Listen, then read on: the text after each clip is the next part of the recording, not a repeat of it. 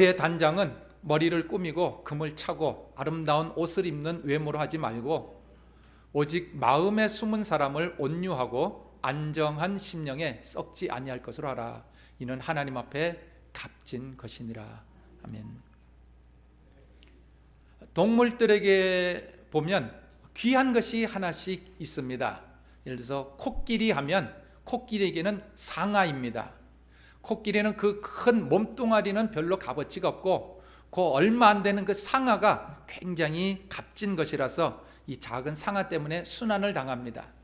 곰은 여러분 아시다시피 쓸개입니다. 웅담이라고 하듯이 한방에서 아주 귀하게 쓰기 때문에 곰은 잡히면 쓸개부터 내줘야 됩니다. 호랑이는 가죽입니다. 그러면 사람은 무엇이 귀중할까요?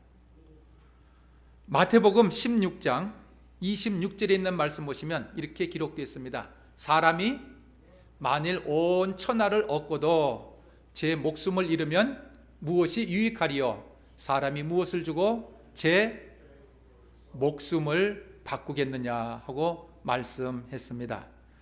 세상 만물에 귀한 것이 많이 있지만 이 세상 모든 만물을 다 소유한다 하더라도 죽어버리면 소용이 없다는 것입니다. 그러므로 목숨보다 더 귀한 것이 어디 있느냐?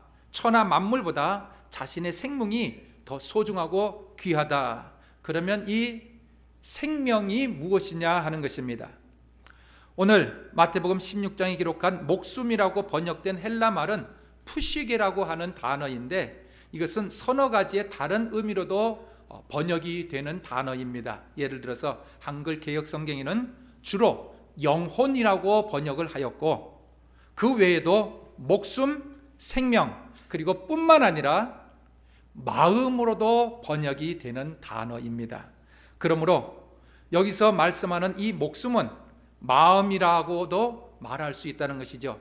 잠언 4장 23절에 있는 말씀을 보시면 무릇 지킬 만한 것보다 더욱 내 마음을 지키라. 왜냐하면 생명의 근원이 이에서 남이라. 생명이 어디서 나는가? 마음에서 난다고 말씀하고 있습니다. 사람의 목숨은 천하보다 더 귀하다고 하는 그 말은 인간의 마음이야말로 이 세상 모든 것보다 더 귀하고 값어치가 있다고 설명되어지는 것이라는 것이죠. 우리가 사용하는 언어를 보더라도 이 마음이 얼마나 중요한 것을 강조를 하게 되는데 한문을 보시게 되면 중요한 단어에는 항상 마음 심자를 거기다가 넣어놨다고 하는 사실입니다.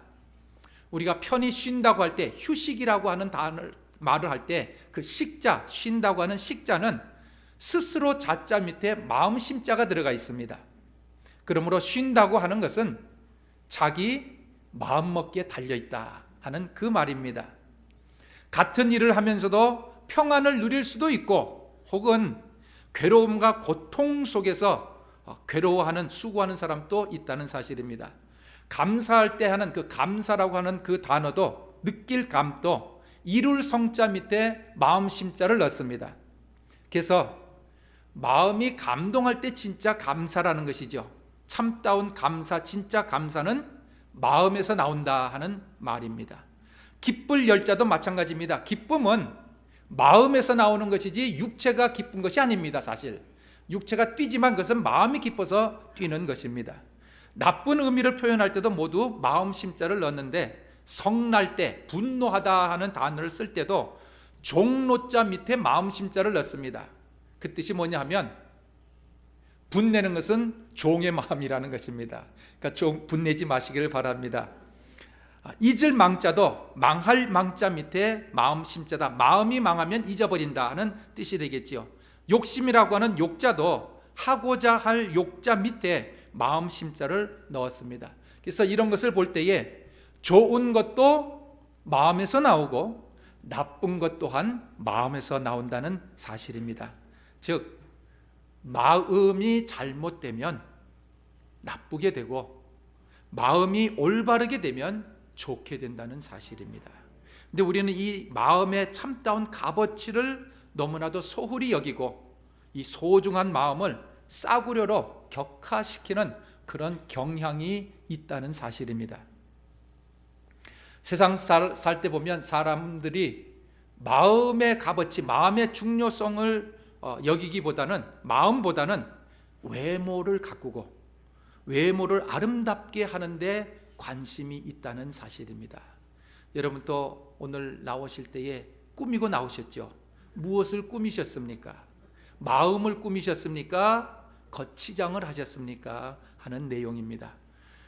언제나 보면 마음을 가꾸고 아름답게 하는 것은 관심 받기입니다.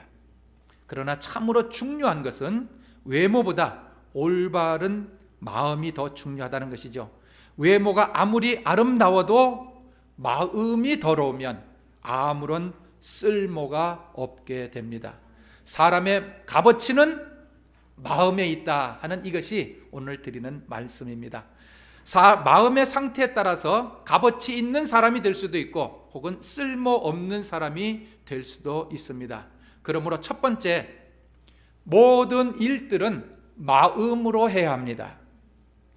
에베소서 6장 6절에 이렇게 권면하고 있습니다. 공동번역으로 제가 적어왔는데, 사람에게 잘 보이려고 눈가림으로만 섬기지 말고 그리스도의 종답게 진심으로, 마음으로 하나님의 뜻을 실천하십시오 하고 말씀하고 있습니다.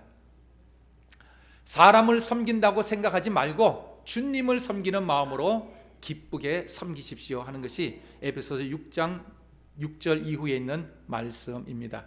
하나님을 섬기는 것도 마음으로 섬겨야지 육신으로 섬기는 것이 아니라는 것이죠. 우리가 잘 아는 고린도전서 13장에 있는 말씀, 모든 일에 사랑이 빠지면 아무 유익이 없다고 말씀한 것처럼 우리가 하는 모든 일에 마음이 빠져버리면, 마음 없이 하는 모든 일들은 유익하지 않다, 유익이 없다는 말입니다. 살다가 보면 우리가 인사를 하는데 그 인사도 진정하는 인사가 있고 그냥 겉으로 하는 인사가 있는 것 같습니다. 마음에도 없는 인사들, 오랜만에 어떤 사람을 만나면 반갑게 안녕하셨습니까 하고 이야기를 하고 헤어지면서 이런 이야기 종종 하지 않습니까? 언제 다음에 한번 만나면 같이 만나서 식사라도 한번 합시다 하는 말 하지 않습니까? 그런데 이 말은 다음에 같이 식사할 일이 전혀 없다는 말입니다. 그래서 그 사람이 나에게 언제 밥 사주는가 기다리면 목 빠져서 죽습니다. 이런 말들을 현대에서는 영혼 없는 말이라고 표현을 합니다. 교회에서도 마음에도 없는 회개가 있답니다. 기도할 때 잘못했습니다, 가슴도 치고 회개한다고 하지만 마음속에는 고치고 싶은 의도는 전혀 없으면서 그저 회개합니다, 잘못했습니다 하고 하는 입술로만 회개를 외치는 경우가 있다는 것입니다. 입술로는 회개 잘못했습니다 외치지만 행동은 전혀 바뀌어지지 아니하는 것입니다. 마음에도 없는 용서도 있답니다. 마음에는 응어리가 그대로 있으면서 겉으로는 I love you 하는 그런 것. 마음에도 없는 사랑이 있습니다. 부부간에도 마음이 딴 데 가 있는 사람과 100년을 같이 산들 그같이 같이 사는 것이겠습니까?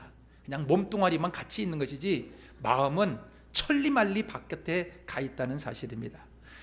주님께서도 말씀하십니다. 많은 말로 기도를 한다 할지라도 진실된 마음이 동반되지 아니하는 기도는 하나님께서 받지 않으신다 책망하셨습니다. 찬양도 마찬가지인 줄 압니다. 목소리 높여 찬양하지만 마음이 함께 동반되지 아니할 때는 뜨거운 마음, 감사하는 마음, 진정 주님을 사랑합니다 하는 그 마음 없이 찬양을 한다고 하면 아무리 아름다운 목소리, 아무리 좋은 곡조로 노래를 부른다 하더라도 하나님에게는 들리지 아니할 것입니다. 우리의 모든 생활 가운데 이 마음으로 하는 것이 중요하다 하는 것을 기억을 하십시다. 우리가 예배에 이런 상황에서 못 나오시는 경우가 있다 하더라도 마음은 하나님 앞에 가 있으신 분이 계시답니다. 이런 분은 하나님께서 받으실 줄로 확신합니다. 마태복음 22장 37절 예수님께서 말씀하십니다. 내 마음을 다하고 목숨을 다하고 뜻을 다하여 주 너희 하나님을 사랑하라 하셨으니 하고 기록하셨는데, 우리가 하나님을 사랑하는 것도 마음을 최선을 다하여 사랑하는 것이 필요하다는 말씀입니다. 두 번째입니다. 그러므로 마음은 아름답게 가꾸고 만들어 가야 합니다. 그대로 내버려둬서는 안 됩니다. 마음에 거짓이 들어가면 안 됩니다. 어떠한 나라의 왕이 백성들한테 꽃씨를 다 나눠주면서, 봄에 꽃씨를 나눠주면서 가을철이 되면 내가 행진을 할 터이니 그 여러분께 나눠드린 그 꽃씨를 잘 길러서 내가 갈 때에 그것을 다 가지고 나와서 좀 퍼레이드를 아름답게 한번 하도록 해주십시오 하고 꽃씨를 다 나눠주었답니다. 집집마다 그 꽃씨를 받아가지고 열심히 물을 심고 물을 주고 잘 가꿨습니다. 각 집마다 백합, 장미, 제스민, 여러분이 말씀하시기 바랍니다. 좋은 꽃 다 아름답게 잘 길렀답니다. 근데 어떤 한 가난한 집이 있었는데 그 가난한 집에는 엄마와 어린 소녀만 같이 살고 있었는데, 이 소녀가 그 꽃씨를 받아가지고 정성껏 잘 심고 물을 주고 아무리 가꿔도 싹이 나지를 않는 겁니다. 꽃이 안 피는 건 둘째치고 싹 자체도 나지 않았다고 합니다. 이웃집들은 꽃이 만발을 하였는데 자기 화분에는 싹도 안 나는 겁니다. 가을철이 다가왔습니다. 왕이 이제 지나간다 공포를 하였습니다. 왕이 지나가는데 각 사람마다 집집마다 자기가 아름답게 가꾼 기른 그 꽃들을 다 가지고 나와서 왕 앞에 다 이렇게 보입니다.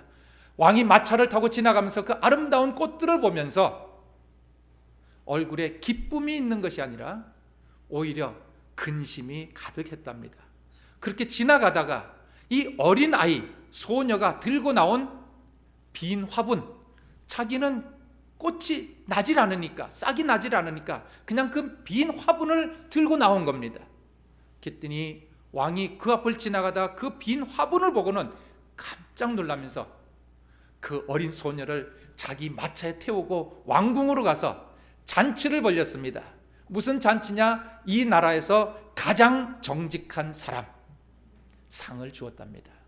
사실 왕이 백성들한테 나눠준 씨는 죽은 씨랍니다. 모르겠습니다. 어떻게 해서 죽였는지는 몰라도 볶았는지도 모르죠. 깨볶듯이 볶았는지도 모르겠습니다. 죽은 씨를 줬는데 거기서 싹이 난다고 하는 자체가 거짓입니다.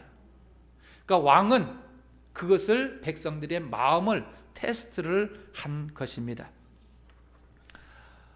왕이 찾은 것은 꽃이 아닙니다. 왕이 찾은 것은 겉의 아름다움이 아닙니다. 왕이 찾은 것은 마음의 아름다움이었다는 것이죠. 아무리 아름다운 꽃도 이 소녀의 빈 화분만 못한 것입니다. 오늘 인간의 마음도 사실 거짓에 다 팔아먹지 않았나. 왕의 명령이니 거짓이라도 해서 만들어내는 이것은 잘못된 것입니다. 근데 세상은 오늘 이러한 세상이 되고 말았습니다. 사람의 마음을 권세에다 팔아먹었고 세상 권세 얻기 위하여 진실도 정직도 다 팔아치웠습니다. 세상 재물 얻기 위하여 인간의 양심도 다 팔아먹었습니다. 오늘 이런 죄악된 세상에 가짜가 거짓으로 아름다움을 커버한 거짓으로 만들어내는 이런 세상에 우리가 살 때에 성도의 마음만큼은 이런 데 동요되지 않냐고 물들지 않아야 될 줄로 압니다. 세상은 더럽습니다. 세상은 거짓입니다. 압니다. 하지만 믿는 사람의 마음은 아니라는 것이죠. 빈 화분을 들고 나가는 것이 그것이 더 아름답다 하는 것입니다. 투박한 진실이 가장된 아름다움보다 낫습니다. 어떠한 종류의 거짓도 진실과는 비교할 수 없고 따라갈 수 없다는 것을 기억을 하십시다. 로마서 12장 2절에 있는 말씀입니다. 너희는 이 세대를 본받지 말고 오직 마음을 새롭게 함으로 변화를 받아 하나님의 선하시고 기뻐하시고 온전한 뜻이 무엇인지 분별하도록 하라. 하나님의 선하신 뜻은, 오늘 말씀은 이겁니다. 정직한 것, 겉에 거짓으로 치장하는 것이 아니라 내 속에 있는 정직한 모습, 그것이라는 것입니다. 세 번째입니다. 마음은 성장해야 되고 성장하기 위해서는 연단을 받아서 튼튼하게 되어야 합니다. 우리가 일생 사는 동안에 사람의 마음이 항상 같지 아니하다는 것을 우리는 잘 압니다. 흥분할 때가 있고 침울하게 낙담할 꺼질 때가 있다는 것입니다. 처녀가 결혼 전날 얼마나 마음이 황홀감에 들떠 있습니까? 사실입니다. 아니신가 봐요, 여러분은? 근데 그러다가 잠시 후에 3년도 못 가가지고 결혼 생활에 질려서 이혼을 생각하지 않습니까? 똑같은 마음입니다.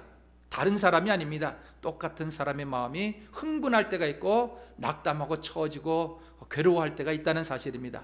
어린아이의 마음은 어떠한 일에도 쉽게 결단을 잘 내리지 못하고 이렇게 할까 저렇게 할까 왔다 갔다 거립니다. 그리고 결단을 해놓고도 또 쉽게 뒤바꿉니다. 그게 어린아이입니다. 근데 나이가 드시면 어떻게 됩니까?